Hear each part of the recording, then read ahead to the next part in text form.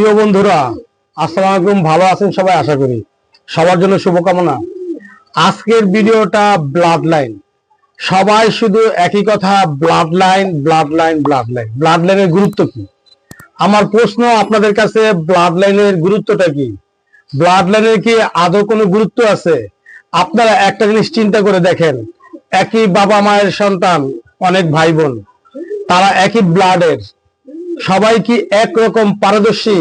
ঠিক তেমনি কবুতরের ক্ষেত্রে ব্লাড লাইন একই হলে যে ভালো কিছু হবে এরকম যারা ধারণা করেন তারা অবশ্যই এই ধারণা থেকে বেরোতে হবে। ভালো ব্লাড লাইন ভালো একটা দিক নির্দেশনা করে থাকে, ক্ষেত্র বিশেষ, এটা সব সময় না। এই জিনিসটা আপনারা কেউ বুঝতে চান না, বা আপনারা শুধু মূল ব্লাড লাইন, কতটা পিওর ব্লাড লাইন, এগুলা নিয়েই পড়ে থাকেন। এখানে গুরুত্বটা কোথা থেকে আসছে? যে একটা কবুতর তৈরি করে, যে একটা কবুতর নিয়ে সম্পূর্ণ গবেষণা করে একটা ভালো রেজাল্ট তৈরি করার চেষ্টা করে, তার ব্লাড লাইনটা ফেমাস হয়। আমরা সেই ব্লাড লাইনটা নিলে, সেই ব্লাড লাইনটায় বাচ্চাটা হওয়াইলেই ভালো কিছু করবে এরকম কোনো ধারণা আপনারা নিবেন না। এটা একটা ভুল ধারণা। আমি অনেকদিন ভিডিও দেই না, অনেকদিন লাইভে আসি না আমার ব্যস্ততার কারণে। যদিও আমি কবুতরকে সময় দেই, আপনাদের জন্য আজকে একটা খুব মৌলিক ভিডিও, আপনারা এটা সম্পর্কে বোঝার চেষ্টা করুন। আমার হাতে মিয়া নাজির ব্লাড লাইনের সাকি কবুতর। সাকি কবুতর 10 নাম্বার প্রিন্সি সেফ সাকি কবুতর দেখতেই পাচ্ছেন। এটা কার ব্লাড লাইন? এটা মিয়া নাজির ব্লাড লাইন। তারপরে এখন মিয়া নাজির না, সরি, এটা ব্লাড লাইন হচ্ছে সাকি বাট্টি ব্লাড লাইন। আর আমার পিছনে যেগুলো আছে এগুলো সব মিয়া নাজির ব্লাড লাইন। এখানে 2 রকম ব্লাড লাইন আমার কাছে, আরো ব্লাড লাইন ছিল নাই, তো যাই হোক ব্লাড লাইন। এখন এই ব্লাড লাইনটাই কি মেন বিষয়? এই ব্লাড লাইন কখনোই মেন বিষয় না।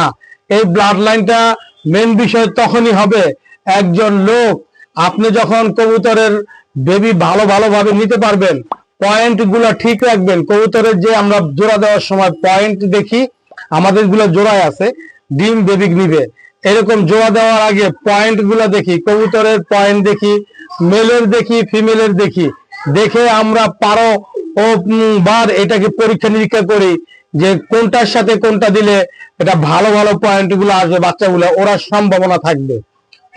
সম্ভাবনা থাকবে। কিন্তু ব্লাড লাইন তো সাক্ষী বাটি দিয়ে করলে সাক্ষী বাটির ব্লাড লাইন আসে, মিয়া নাজির দিয়ে করলে মিয়া নাজির ব্লাড লাইন আসে, কবুতর 9-6 ওরে না। কিন্তু এখানে মূল ভূমিকাটা পালন করেন আপনি। যে ব্লাড লাইনটাই আপনার কাছে আসে না কেন, সেটা দিয়ে উড়িয়ে সেই ব্লাড লাইনটা বাচ্চা নিয়ে আপনি যখন কবুতরটাকে অনেক ঘন্টা উড়াতে সক্ষম হন, বাড়ি দিতে এটাকে উড়াতে যখন দক্ষ হন, এটাই হয়েছে গিয়া আপনার ব্লাড লাইন মনে করবেন। আপনার ব্লাড খরচ করে এটাকে ঠিকাইছেন, ওর ব্লাড লাইনে কিছু যায় আসে না।